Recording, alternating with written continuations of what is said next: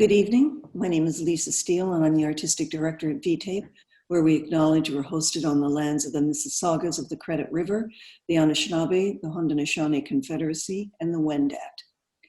Toronto is in the Dish with One Spoon territory, which is a treaty between the Anishinaabe, Mississaugas, and Haudenosaunee that bound them to share the territory and protect the land. Subsequent Indigenous nations, Métis and Inuit peoples, Europeans, and all newcomers have been invited into this treaty in the spirit of peace, friendship, and respect. Welcome to the Curatorial Incubator V.16, Living in Hope, and I think it was very apt, even though the title was and theme came up before the pandemic. Throughout the fall and early into 2021, we'll be hosting 8 different programs that respond to this theme. Since we are fully online, we'll post one title each week on Friday. And at the conclusion of each curator's program, we'll post a recorded Zoom conversation between the curator and the artist, which is what we're going to have tonight. This evening, we're presenting a conversation between the incubatee, Warren Chan, and the artists Alejandro Šajgalík and Yoshiki Nishimura, and Peggy Awash, whose work is also in the program, is unable to be with us. So Warren, take it away. Thanks, Lisa. And thank you both to Yoshiki and Alejandro for joining me today. I'm going to begin with a question for Alejandro. So your work appropriates an existing piece of artwork from another artist. I was wondering if you could talk about your initial relationship to this, the original piece, and how you came to appropriate this for your own work. Right, it's a good question. That was about 4 years ago. I was doing a residency at the Kane Center for Architecture in Montreal, and I was researching their archives and their photographies, and I think I was, looking at ruins and decay and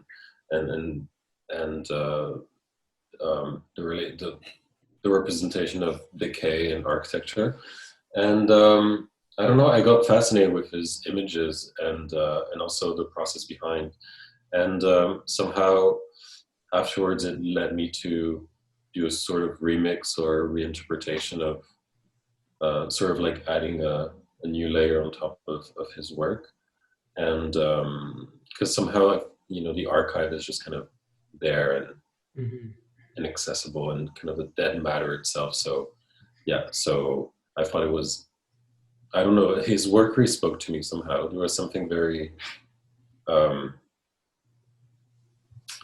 like his work really spoke to me somehow. I for now I don't really have words to say why. Yeah. And how did you come to the idea of taking his work and cutting into it? Yeah.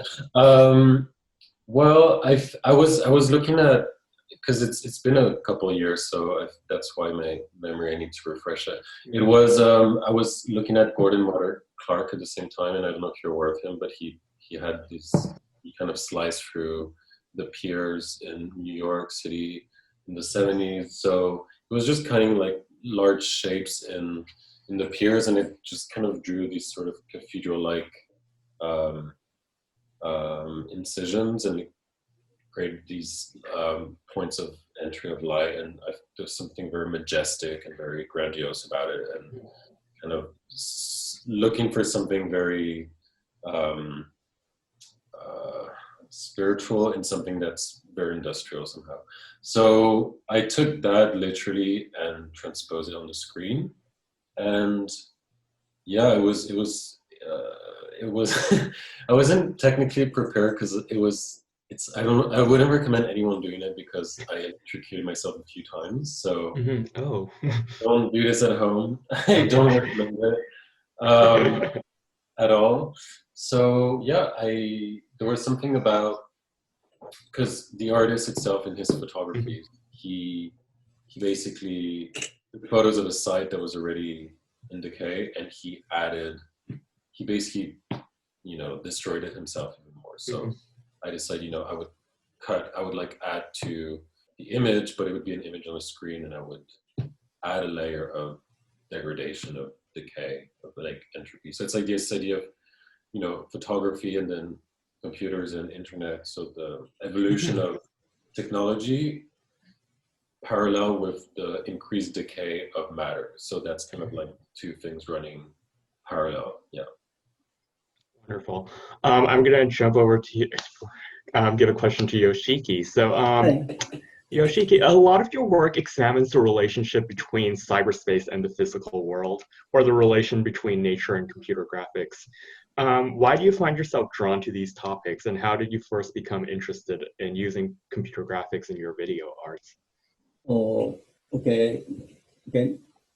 I need to speak my history first, I think. Okay. Okay. And I'm teaching art school, Yamagata, Japan now. But before I came to Yamagata, I had been working in architecture and the construction company in Tokyo. It was a long time ago. And my job there was to make a computer simulation for buildings that had not been constructed yet.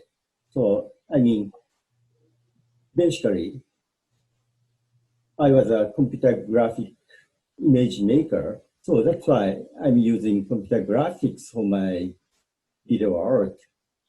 That's the reason. Mm-hmm. And I think it's very interesting that your work combines images of reality with images of, as you describe it, unreality. Mm-hmm. How has digital video technologies and computer graphics impacted the indexical value of video? And what is the significance of reality in your work? Okay, so anyway, what is reality? What is reality? Okay, we see this world with our eyes, right? Mm-hmm. And how about dogs? Dog and cat, they may see the world completely different from us. And a photograph, okay, photograph is an image that is watched through a camera, right? And also video is a reality. Video camera video camera sees. And what I'm doing is reality. I'm showing the reality that computer graphics sees. Mm-hmm. Okay, in different words, my works are showing reality in different ways by using computer graphics. Mm-hmm. And okay, so what is the significance of reality in my work? Your question, right? So Yeah. I respect realities. Mm-hmm. Realities in this world is really fascinating, beautiful, ugly, brutal, boring, more than we expect. And even small things around us in our everyday life are amazing sometimes. So I use it for my work. Mm-hmm. Great. And I think that's a good segue for me to go back to Aleandra, and I wanted to ask you, so your video examines a building that was captured through an analog photography process that was then digitized to be shown on screen, which you then physically destroy. So through your process, how did you experience the relationship between analog photography and digital media, or between digital space and physical space? Like, did the act of cutting into these images on screen impact how you experience the screen, or how you experience what's behind the screen? Right. I think one thing that, well, yeah, apart from the electrical shocks I was telling you about, which you can solve by just wearing rubber boots, I've realized. So yeah, but apart from that, yeah, I would say um, um, the jump of technology, I think maybe I'll just focus on the screen specifically. I think there's a sort of mystification of a computer, and like I'd have to say the first time I actually thought about it and then actually acted upon it, there was just, it felt like I was doing something very forbidden, like cutting a screen is just something that would like, it felt like a very sacrilegious act to just kind of, you know, I bought it at a secondhand store, and the other screen was like an iMac that was thrown on the street, and it wasn't working properly. It had like lines, so I didn't feel bad about breaking it. It was already, you know, it was already trashed. So, but there was still a sense of sacrilege, of like a sacrilege action of like destroying something that we hold almost to a very high degree. I mean, like it's something that we have with us all the time, like a screen, a phone, whatever it is.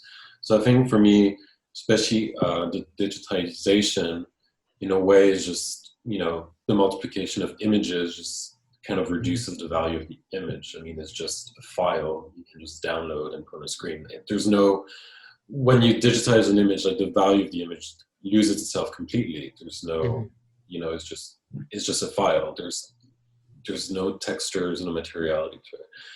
But then when you bring to the screen, there's just, it becomes, because of the screen itself, the support, there's a mystification of the screen as an object and like breaking through it. So I think also the point of my piece, and that's kind of something I've realized a posteriori, was the sort of that the piece is a kind of iconoclasm in a way. It's kind of, if we hold the support of the screen as a sort of portal to like a very, like the essence of reality, like as you were talking, Yoshi, about the of reality, and it's kind of, we have coalesced the reality that's depicted with our reality, like our everyday experience. So kind of cutting through that is kind of cutting through the veil of sanctity of the screen. So I compared with, you know, it makes me think of the iconoclastic movement in the Byzantine Empire in the 850 AD till the 1000 more or less, and the schism between East and Western Christianity. Like, where people were just so, they couldn't stand the fact that, you know, God would be depicted physically, because they thought the physical support was venerated, where the people who supported icons said, no, the icon is a portal to so it's funny how now, in a way, Western culture is like, has supplanted this rejection of taking an object or like a screen to be something you know, deified, and somehow we hold like our computers and our phones as something so precious and like a portal to something. So I would say it, for me, those are all the relationships that come into play. So this cheapening of the image, but then the iconic kind of the status of the screen as a sort of icon bearer, and how it, you know, it links back to these controversies from the medieval ages, basically. So I found those connections. Yeah. Great, thank you. Yeah. Can you talk about why you chose to have that picture-in-picture framing of that second image, and why the end result of the destruction of that second image is not shown at the end? Why do what? So because there's the picture-in-picture where you're cutting into a second photo from the same series, correct? Yeah. And I don't think you ever show the end results of that the way you show the first image. Right. I did one first, which is a nighttime image, and then the other one, which is the same series, is a daytime or sunset, still daytime. So there's kind of this idea of a dialogue between two images.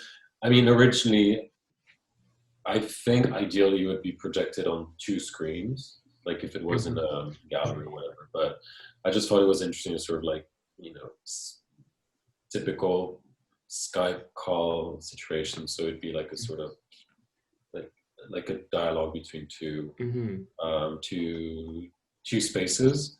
Yeah, and somehow, and the choice of why those images.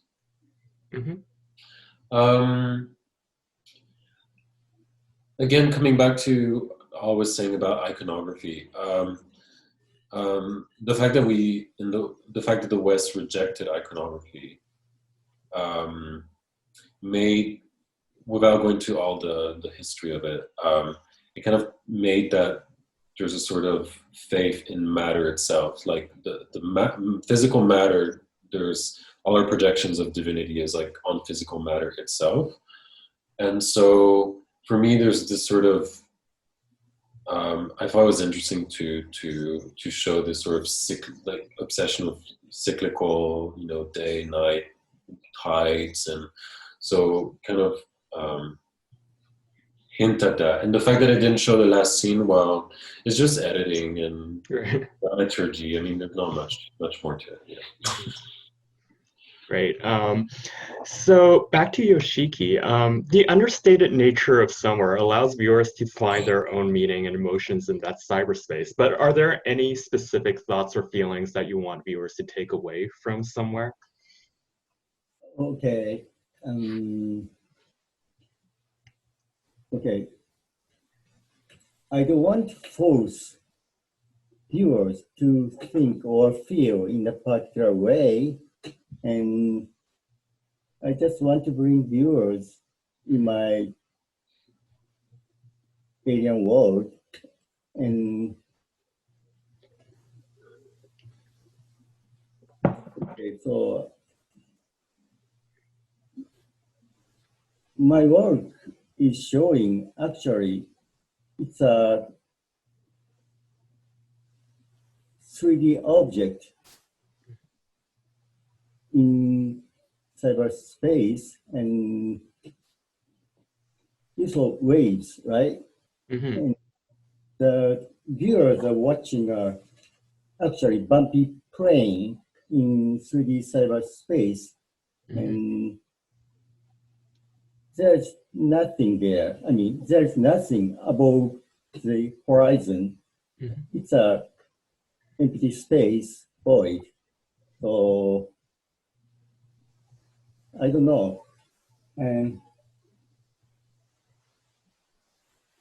people say computer graphics is unreal, right? But for me, it exists there, but in different style, but exists. I can't touch it, but I feel it exists there. So I'm making.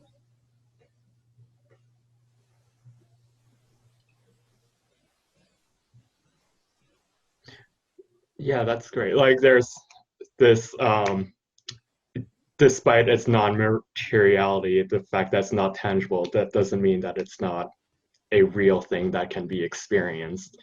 And I think the two works from both of these artists form an almost interesting dialogue, kind of examining the materiality of digital images. But another thing that I really liked about both of your works is the sound design. So Yoshiki, can you talk about the sound that you used? How was the sound created and what were you trying to communicate with it? Okay. I can't make my sound. Actually, I got it from the net. Okay. The sound was made by Mikael Paera Jax. I don't know how to pronounce his name. I think he's a Spanish, right? Okay. And I got his sound because there is no melody in his sound. It's a neutral sound, like noise. And many people, think the sound I use is very strange and very kind of irritating, annoyed. But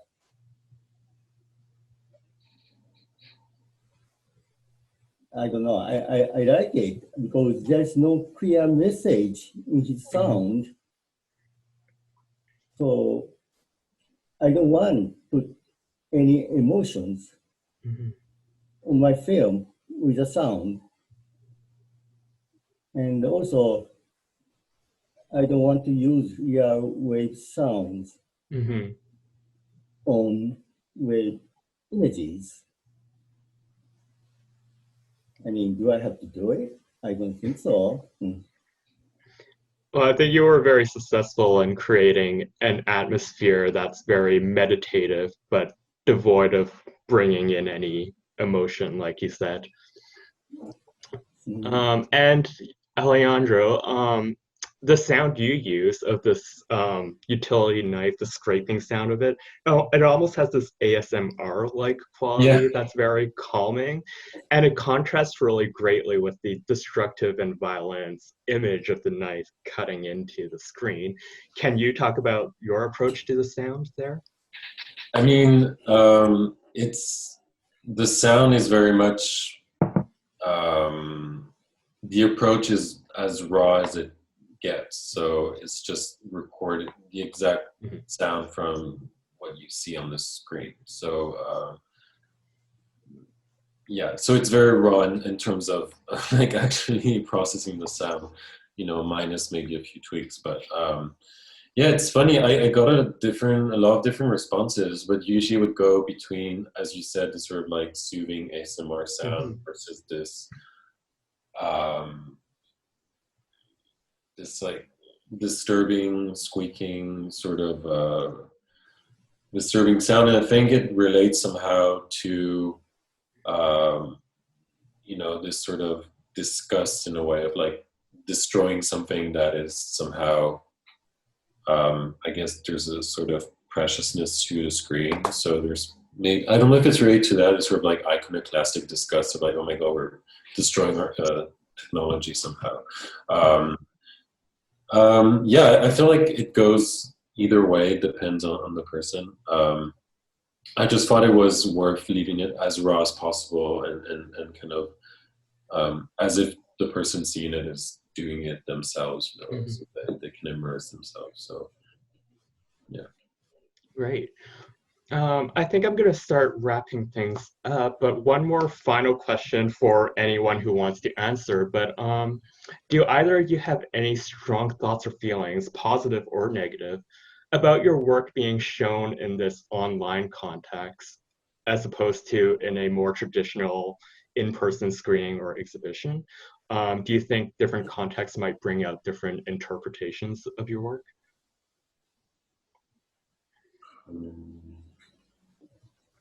Or not? Oh, yeah. I mean, If you want to go, yeah. of course. And then I want to show my film in theater. We can share the same atmosphere, and then we can share the same experience. And face-to-face communication is more intense, I think. But in this situation, we can do it. But good way for doing this way. I mean, online, I can come to Toronto like this, but in person, I don't know. I can be here, so. And Alejandro, do you have any final thoughts? Yeah, I would say both are, looking on your phone, on your computer, in the gallery. I don't see, especially for this piece, because it was filmed with a phone. So, I mean, it looks good either, if it's amplified or not. I think it's interesting. Different contexts bring different ways of seeing it. I think if you see it on a computer, there's kind of this sort of strange relationship because it's cutting a computer and you're seeing it on your computer, so there's something about it. Versus it being projected, there's, it's maybe more cinematographic. So I think it brings a different maybe it brings different ideas when you see it. I kind of like the idea that it's like on your own screen, because there's something very direct about it. And I think that, you know, the piece about a photograph, sorry, that's destroyed and then that's filmed, the destruction on the screen, and then it's projected through the internet. I think it just is interesting that there's these successive degrees of technological evolution, because the point of the piece is its own decay. It's a decay of the decay of the decay. So the fact that it's on a screen and everyone's kind of having dooming prophecies about, I don't know, I just think it works well in this context. So, yeah. Great, thank you. And thank you both for taking the time to speak with me today. And I think at this point, I'm going to bring Lisa back for closing remarks. Awesome. Yes. Thanks to each of you. Thanks, Warren, for your curatorial approach to this year's curatorial incubator, the theme Living in Hope. And please stay on the VTape website. The final title in Warren's program, which is Yoshiki Nishimura's Somewhere, will be available as soon as we stop our conversation here. And Warren's entire program will be available for the next week until 7 p.m. Eastern Daylight Time on Friday, October 23rd. So please watch the whole program. And thank you all very much. Thank you. Thank you. Thank you. Bye. Thank you.